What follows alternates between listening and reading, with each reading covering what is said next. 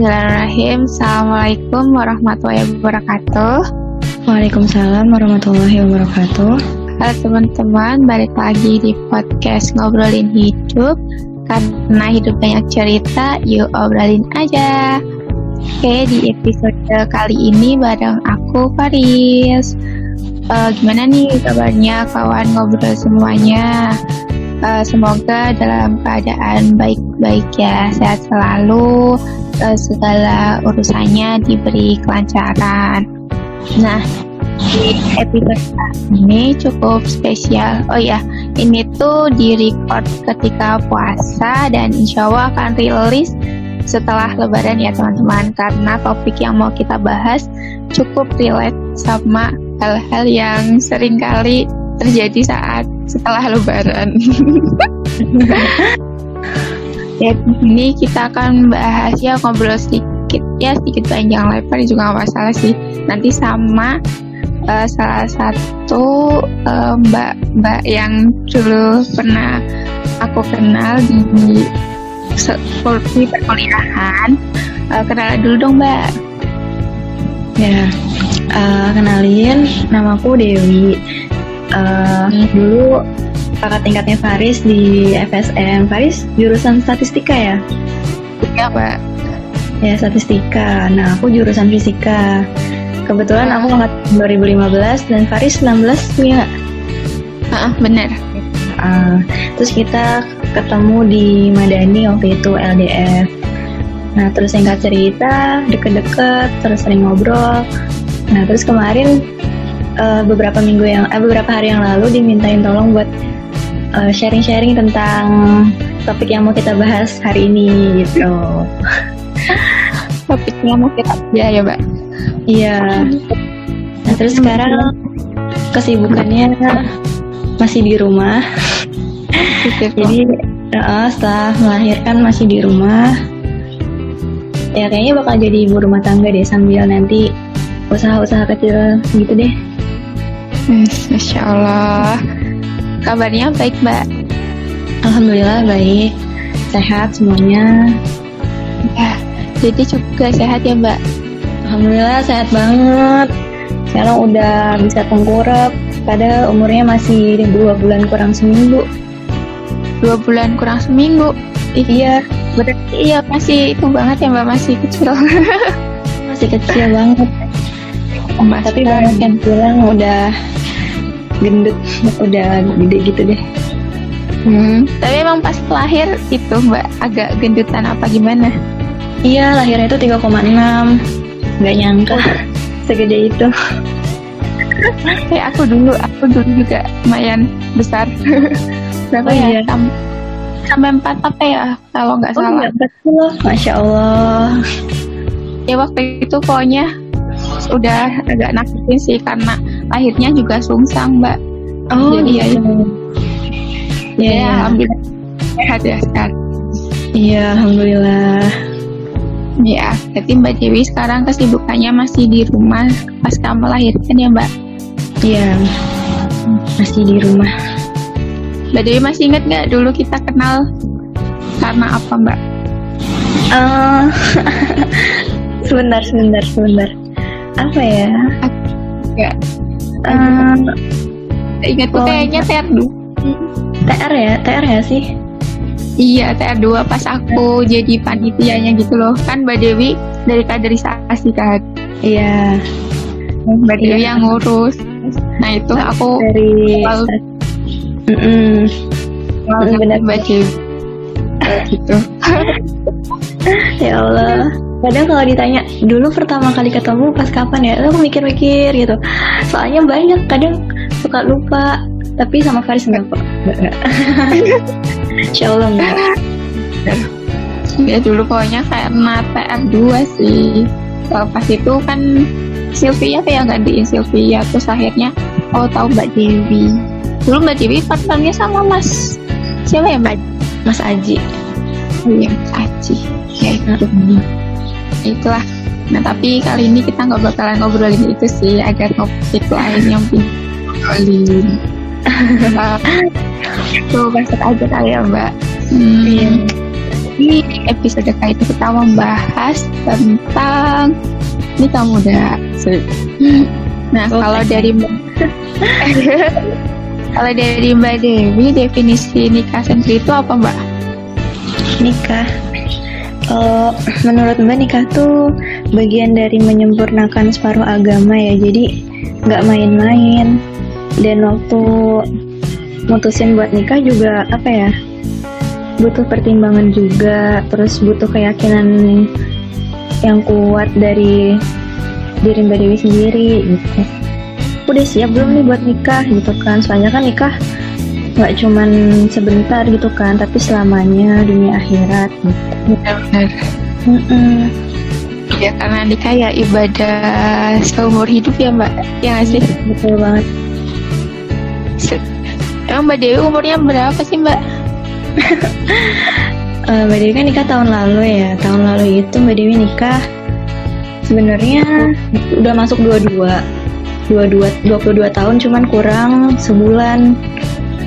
Serius? 21 kurang sebulan. 21 kurang sebulan. 22 kurang sebulan. Masuknya ke 21. Tahun ini Mbak Dewi masuk ke 23. Oh my god, aku merasa tua. Kamu tahun berapa lahirnya? Aku lahir tahun 98, Mbak. Oh, sama berarti. Sama. Tapi aku Februari. Oh, Makanya iya. Pasti Mbak Dewi bulan akhiran ya. Mbak Dewi Juni. Dan ya wah, aku merasa tua. Gak apa-apa, kita seumuran ternyata. Aku baru tahu loh, Mbak. Iya. Berarti Mbak Dewi nikah berarti tahun 21 tahun lebih 11 bulan ya, Mbak? Iya, 21 tahun lebih 11 bulan waktu nikah. Itu ikutnya nikah muda nggak, Mbak? Iya, bisa jadi. Iya, nikah muda. Emang Pak, nikah muda tuh ada apa sih, Mbak, kriteria kenapa bisa disebut nikah muda? Terus ini tuh bukan nikah muda tapi emang udah nikah gitu.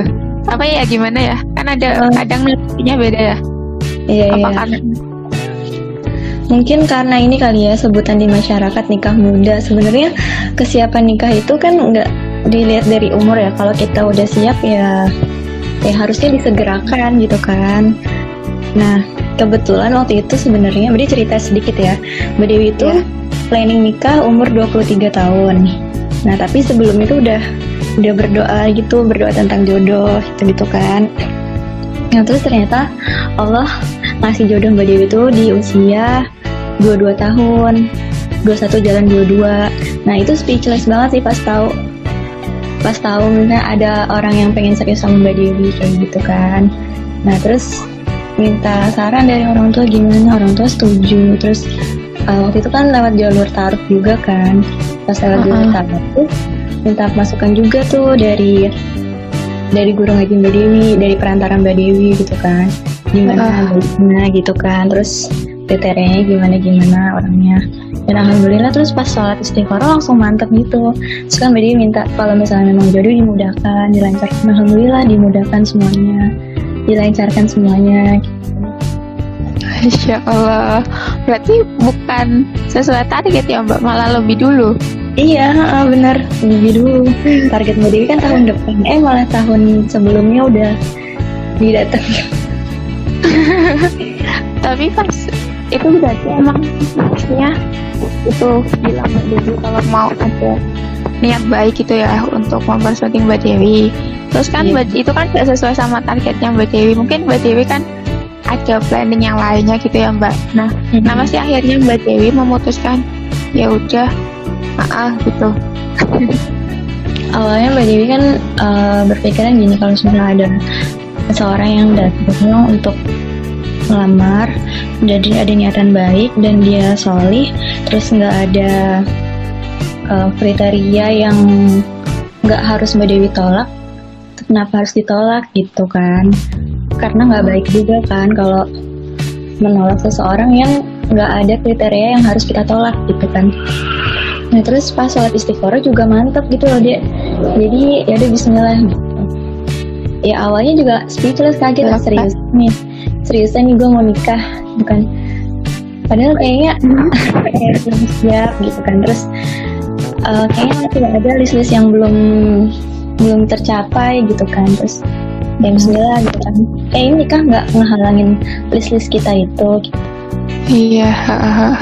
Oh ya. Berarti ya atas keyakinan dan alhamdulillah juga sesuai sama yang diinginkan Mbak Dewi gitu ya Mbak, akhirnya ya udah kenapa enggak. Karena satu visi termasuk nggak sih Mbak? Betul ya, waktu itu kan kita tukeran CV kan. Nah ternyata visinya tuh sama, maksudnya mirip-mirip gitulah, dan ternyata ya udah kita satu visi kan. Nah enak tuh. Terus di situ juga udah se-frame gitu, udah enak, tinggal ngejalaninnya aja. Terus ujian dalam menjalankan visi-visi itu. Masya Allah, sangat ketika udah nemu yang satu visi dan punya tujuan yang sama, kenapa enggak disegerakan disatukan aja gitu ya Mbak. Terus udah dibarengin sama sholat istighfar juga ya Mbak. Iya benar-benar. Boleh dong Mbak. Kenapa? Gimana? Ya lanjutin dulu. Minta pendapat dari orang-orang yang paham, karena kan kita juga butuh kan referensi dari orang-orang. Ya misalnya dari perantara, misalnya Mbak Dika lewat perantara, nah pun kita bisa minta masukan, minta saran dari perantara itu. Ya, berarti ada perantaranya Mbak. Iya. Oke, Insya Allah banget sih perjalanannya. Oh boleh dong Mbak itu diceritain proses taruhnya Mbak, dari kenapa, apakah itu masnya itu temen dulu atau dulu pernah gimana gitu? Iya, jadi suami Mbak Dewi ini tuh dulu kakak kelas Mbak Dewi waktu SMA. Nah beliau itu kelas 12, Mbak Dewi kelas 10. Sebenarnya dulu udah sama-sama tahu, cuman ya nggak pernah ngobrol, nggak pernah chattingan, ya cukup tahu aja kakak kelas gitu. Karena waktu itu sampai satu organisasi, Mbak Dewi ikut OSIS kan waktu itu. Oh iya. Barengan sama masnya. Nah kebetulan waktu SMA itu kakaknya suami Mbak itu jadi pementor Mbak Dewi waktu di IMAN. Nah waktu SMA itu jadi pementor. Terus pas pulang dari Semarang kemarin, Mbak Dewi kan ngaji lagi. Nah pas ngaji itu barengan sama kakaknya. Nah kebetulan si masnya itu udah siap nikah, tapi belum dapat calon. Nah terus ada inisiatif dari mbaknya itu buat ngejodohin adiknya sama Mbak gitu. Nah terus pas ngobrol-ngobrol, oh ternyata ya udah sevisi gitu kan. Terus juga udah mantep, ya udah prosesnya cepet kok Dek. Sebulan kurang lebih. Sebulan. Seriusan? Berarti nikah? Iya, jadi tuh awal bulan Mei ya, bulan Mei tanggal 30. Awalnya itu kan bulan April. Ya bulan April. Bulan April itu kan Mbak Dewi maksudnya disampaikan oleh perantara Mbak Dewi kalau ada orang yang mau serius sama Mbak Dewi. Nah terus pas Mbak Dewi cerita sama orang tua gini-gini, orang tua setuju. Nah terus orang tua bilang kalau bisa ngelamarnya sebelum bulan puasa. Sedangkan waktu itu jeda dari Mbak Dewi cerita ke orang tua sama bulan puasa itu kalau nggak salah 2 mingguan deh, 2 mingguan atau semingguan gitu. Nah jadi kan dadakan gitu ya. Nah dari pihak suami Mbak Dewi itu udah siap, ya udah. Jadi pas waktu tadinya acaranya tuh silaturahmi 2 keluarga awalnya gitu, belum lamaran, tiba-tiba langsung lamaran di hari itu. Masya Allah. Ya sih aku juga kaget. Tiba-tiba kayaknya kan Mbak baru kayak mutasi gitu ya dari Semarang. Terus tiba-tiba udah nikah, ya Allah. Tiba-tiba kayak baru ini ya. Dan itu Mbak nikah berarti pas pandemi ya Mbak? Ya nggak sih? Nah, pas baru-barunya pandemi. Terus waktu itu kenapa lamarannya dimajuin? Soalnya hari Senin atau hari Sabtu atau Minggu gitu itu udah PSBB pertama di Tangerang. Jadi kan kalau PSBB pertama itu kan awalnya nggak boleh berpergian dalam mobil tuh lebih dari berapa orang gitu. Nah makanya waktu hari Kamis itu langsung lamaran. Nah dari pihak suami gue juga udah siap, udah bawa-bawaan tuh. Nah dari Mbak Dewi kan belum siap ya, taunya kan cuma silaturahmi 2 keluarga. Keluarga Mbak Dewi kan juga belum diundang karena kan ya baru silaturahmi buat apa gitu kan. Terus RT juga belum datang gitu kan. Jadi pas tengah-tengah acara, pas tengah-tengah obrolan tuh kita langsung orang tua Mbak Dewi manggil RT, terus manggil warga buat jadi saksi lamaran gitu deh. Iya. Masya Allah.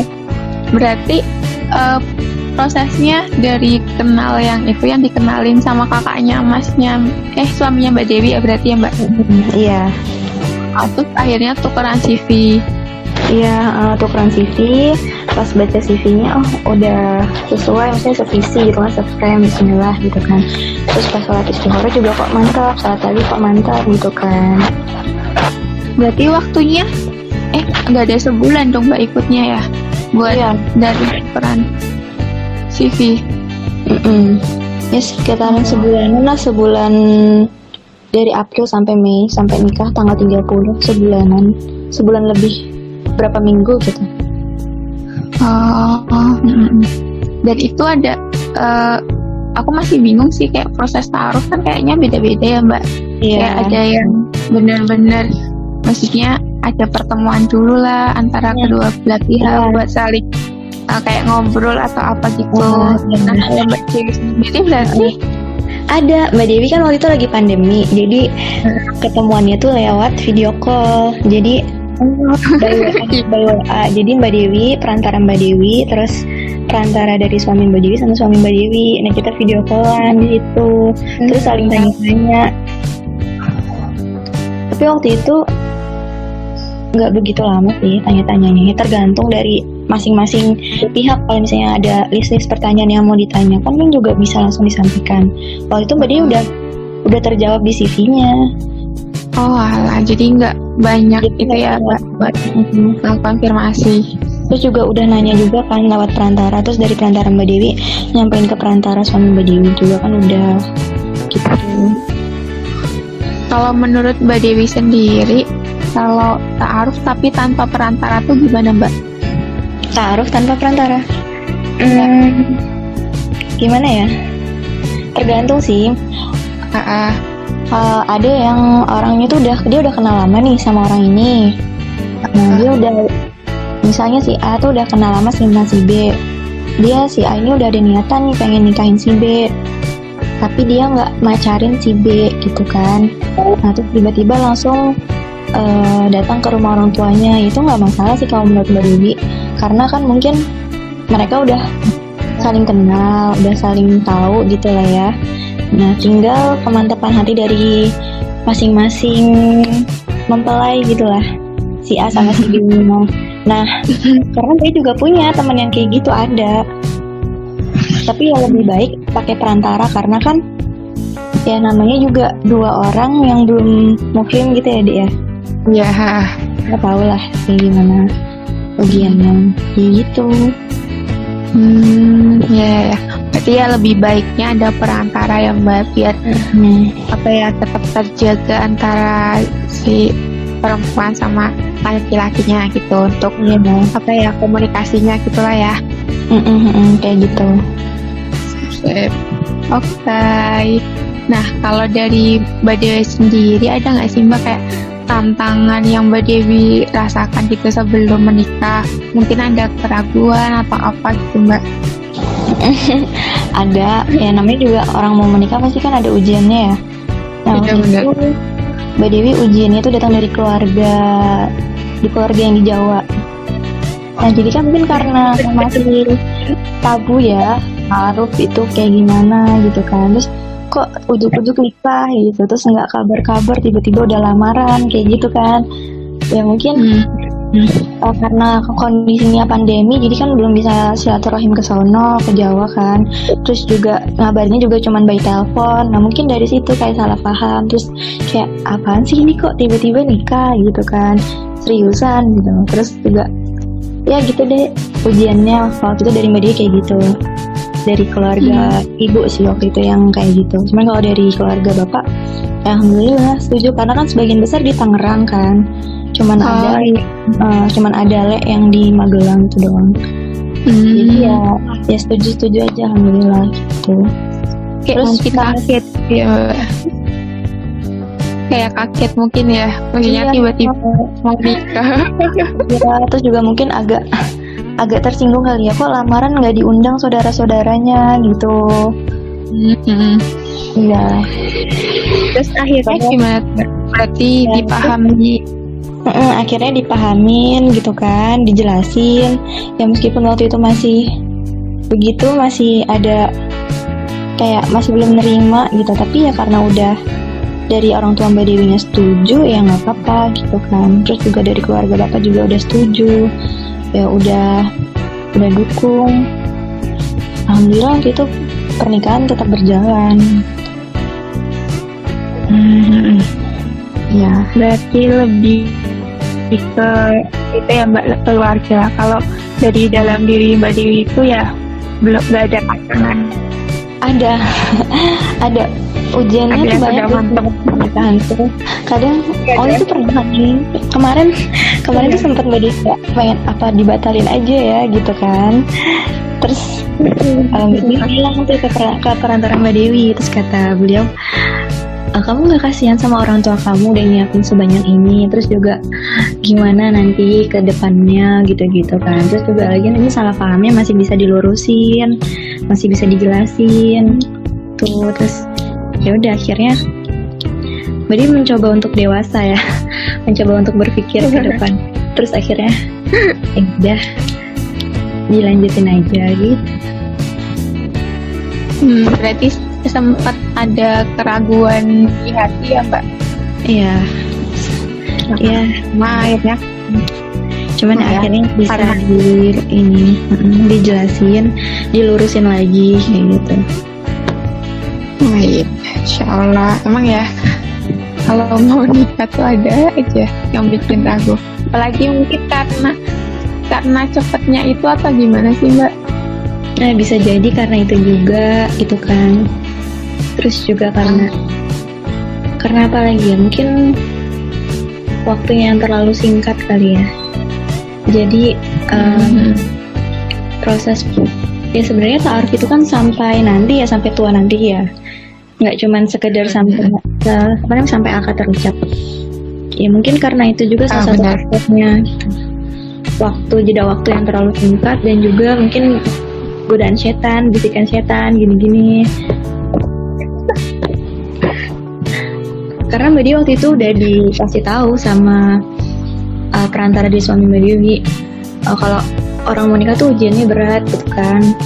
Ada orang yang udah lamar ternyata nggak jadi nikah, karena emang setan itu nggak suka kalau ada dua orang manusia itu mau menikah, karena kan nanti pahalanya double gitu kan. Bisa nih buat apa ya, para pendengar, kawan ngobrol, dan aku pribadi, kalau yang mau udah menuju ke proses pendewasaan atau mau melanjutkan kehidupan barunya, jadi bisa buat tips nih. Kalau misal mau nikah tuh emang pasti ada aja tantangannya, tapi balik lagi gimana kita menyikapi tantangan itu dan meyakinkan diri bahwasanya nikah itu ya nggak cuma nikah, tapi adalah untuk aja yang selamanya gitu. Oh ya Mbak, aku sempat melintas gini kan, Mbak Dewi umur masih 21 tahun lebih 11 bulan ya Mbak. Dan itu kalau nggak salah dengar Mbak, baru kerja gitu nggak sih Mbak? Iya. Sampai itu Mbak kerja berapa bulan tuh Mbak?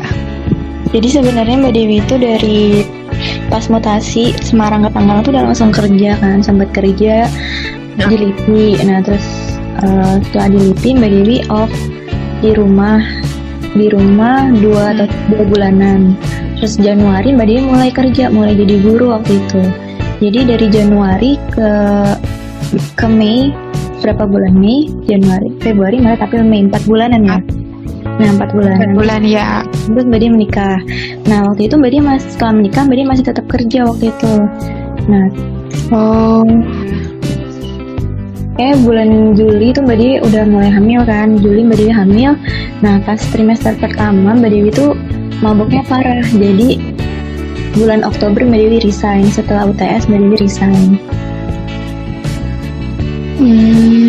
Itu ngajar di sekolah kok Mbak? By online, cuman gurunya disuruh datang ke sekolah.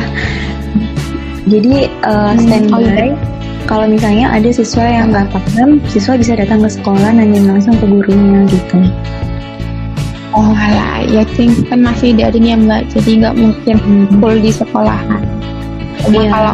Kalau di sana berarti kalau ada siswa yang nggak paham bisa ke sekolah ya Mbak? Iya, waktu itu gitu sistemnya. Iya.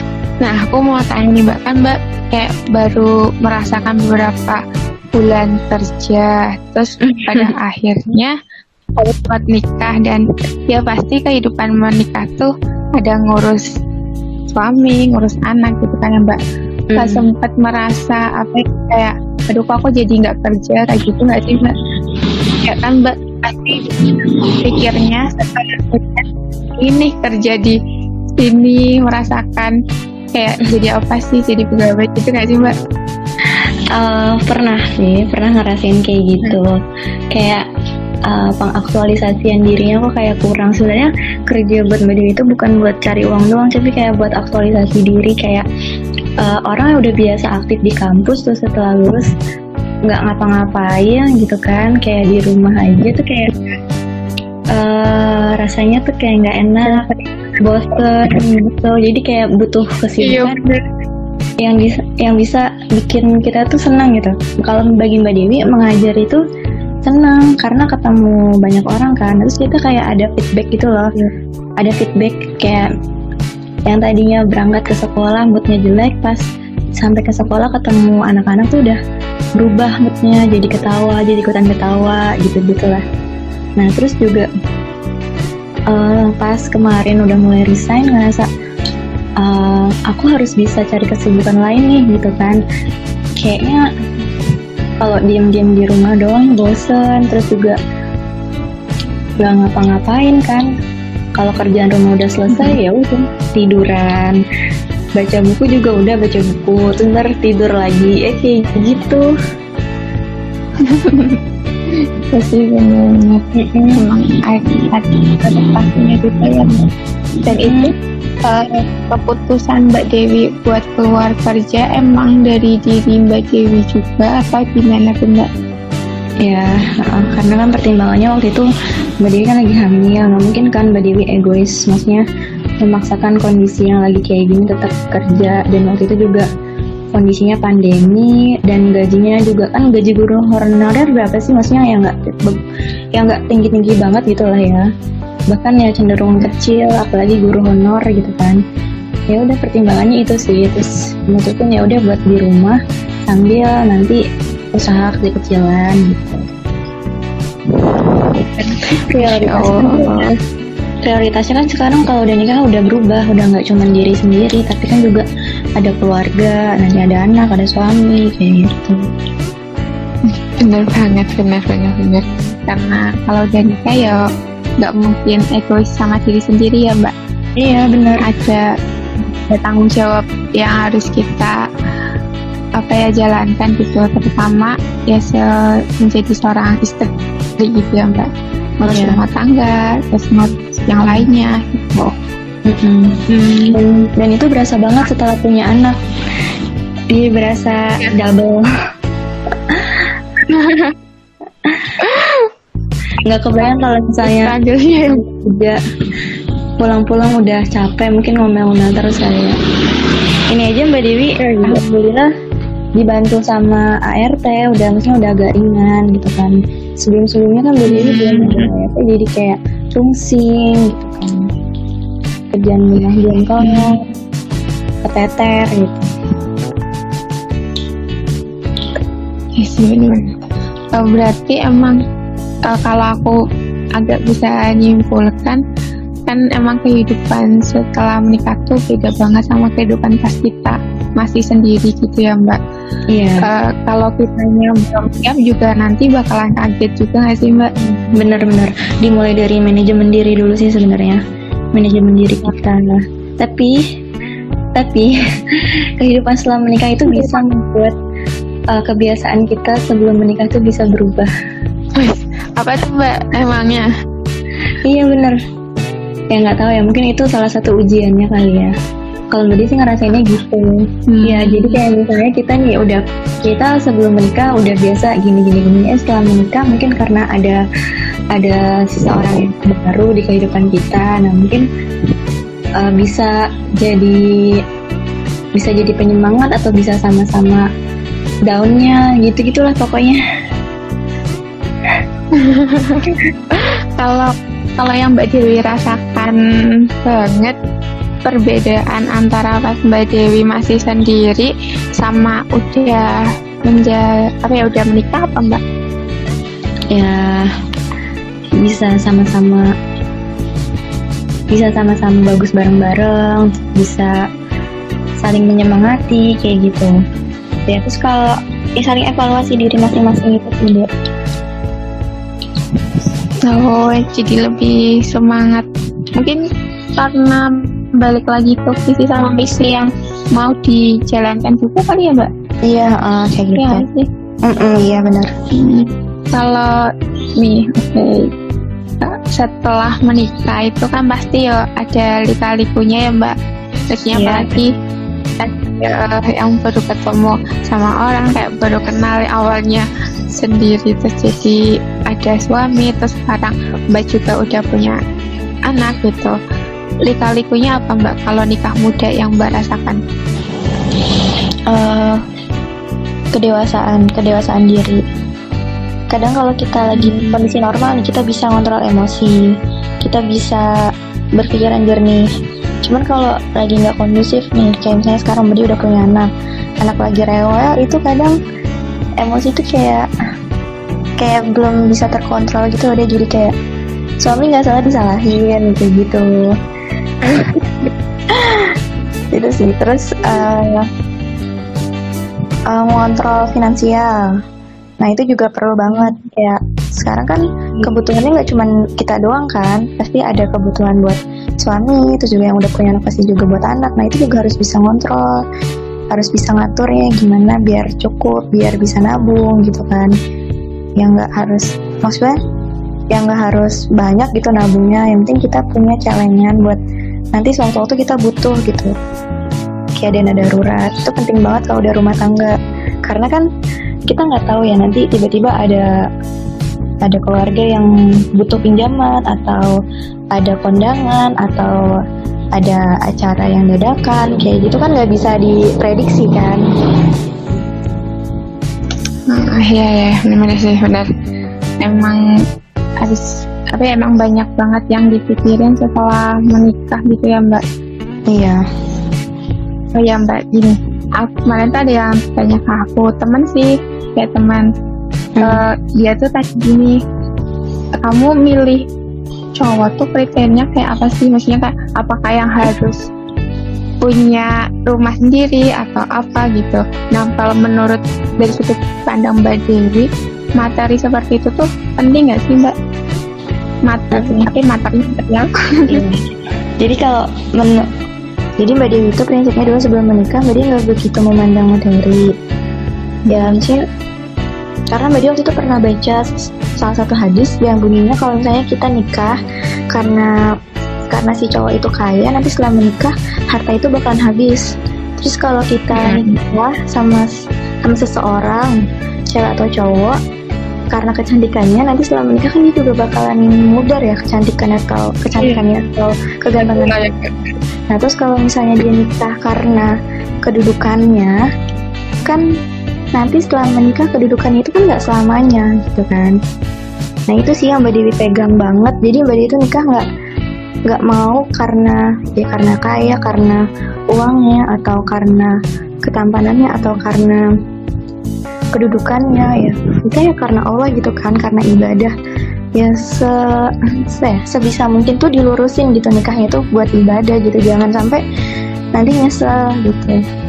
Kan banyak tuh orang yang dulu sebelum nikah kelihatannya kaya, terus mapan, punya kedudukan, setelah menikah tiba-tiba bangkrut, kan ada yang kayak gitu.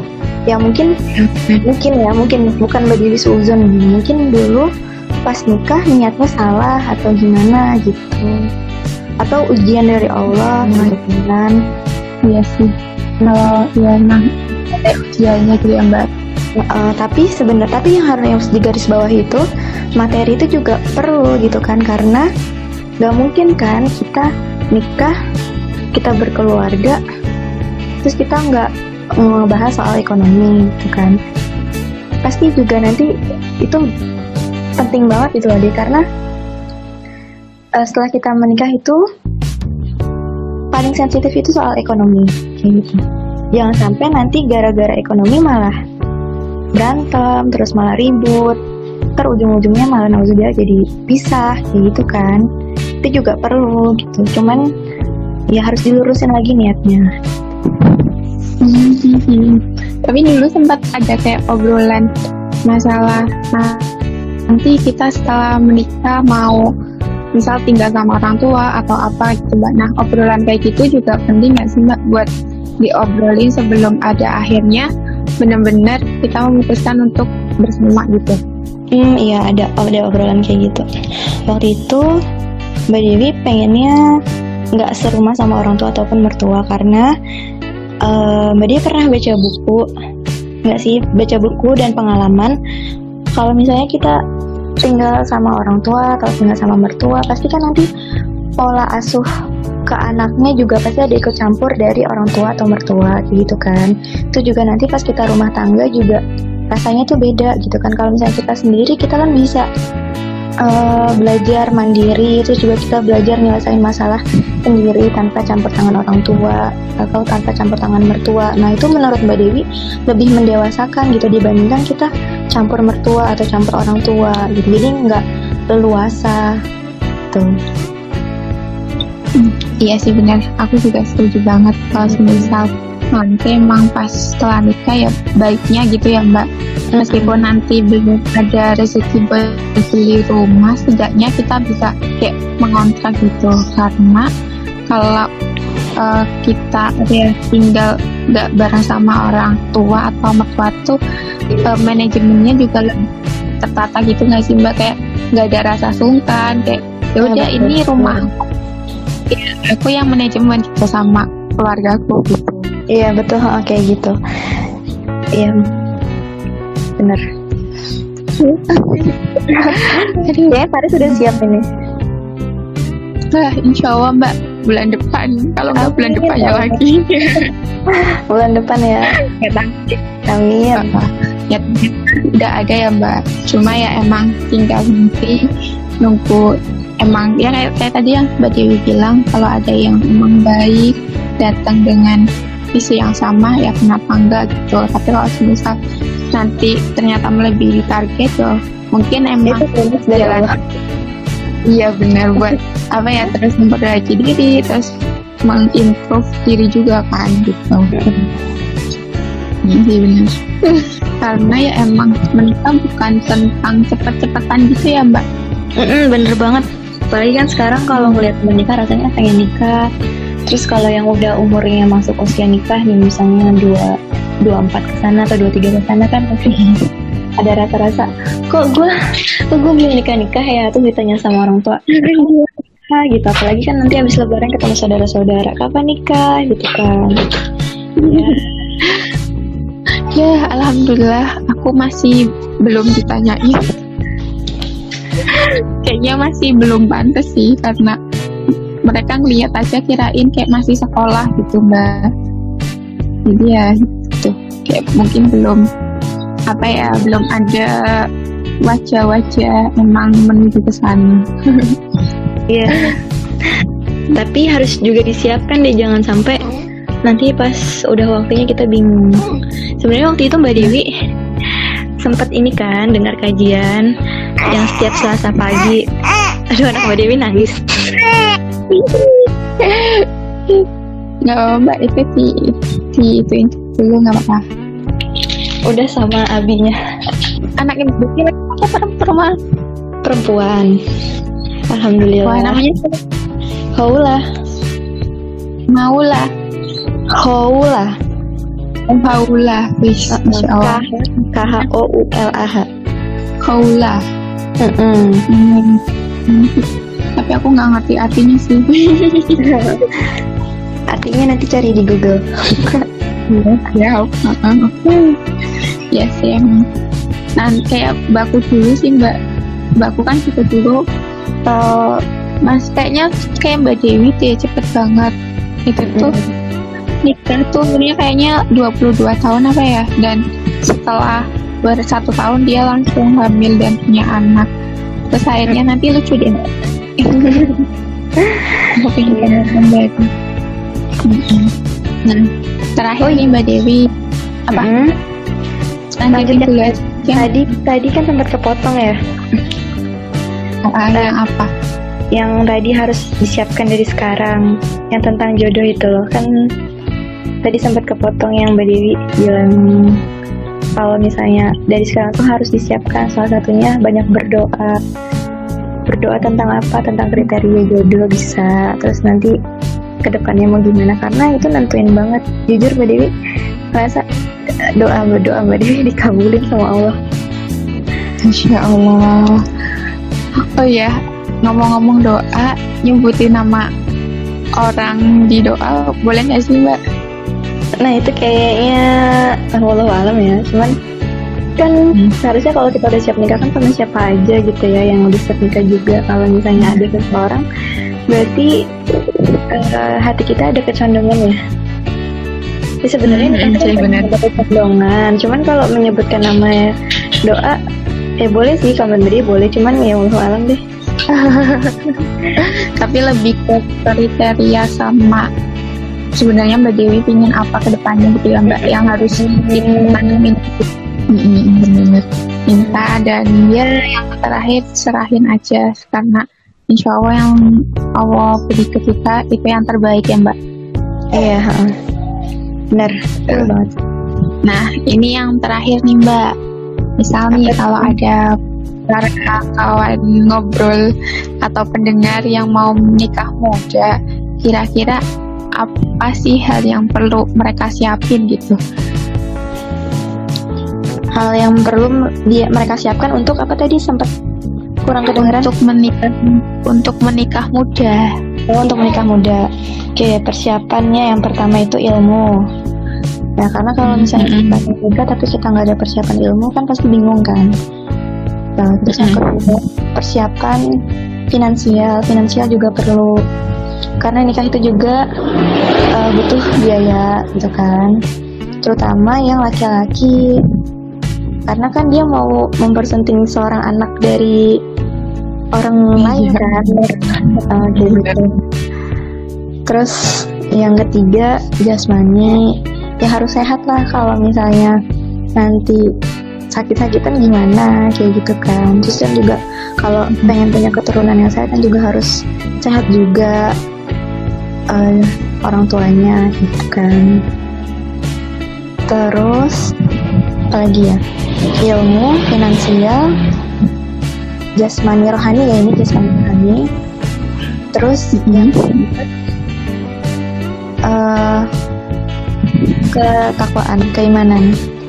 Ya tadi nikah kan nggak asal nikah gitu kan, pasti kan nikah tujuannya buat ibadah, jangan sampai itu dilupain. Karena banyak dari kita terutama di masyarakat tuh nikah ya kayak ya udah nikah aja gitu kan, padahal nikah kan untuk melakukan separuh agama. Nah itu perlu ini lagi, maksudnya diperbaharui lagi tuh niat-niat kayak gitu, diluruskan lagi, karena yang menjadi kunci keberkahan dalam pernikahan itu niat kita kan. Masya Allah, ini benar-benar karena tergantung pada niatnya Mbak. Aduh, salah. Ada tambahan lagi nggak Mbak Dewi? Lagi ya? Kayaknya udah cukup insya Allah. Oke. Makasih ya Mbak Dewi buat sharing-sharingnya. Ini Dede. Iya teman-teman. insya Allah banyak banget hal pelajaran yang pertama aku dapetin, dan insya Allah teman-teman yang dengerin juga bakalan dapetin manfaat dan ilmu barunya. Buat kalian pendengar, mungkin itu aja buat ngobrolin di episode ini. Semoga ada hal baik yang bisa kalian ambil. Terima kasih buat Mbak Dewi. Maaf kalau dari kita berdua agak gaje atau ada salah kata atau ya ucapannya. Kami minta maaf. Jangan lupa buat follow Instagram kami di @ngobrolin.hidup biar kalian gak ketinggalan sama episode terbaru kami dan info-info baru yang bakalan kece badai. Sekian yang aku tutup. Assalamualaikum warahmatullahi wabarakatuh. Waalaikumsalam warahmatullahi wabarakatuh.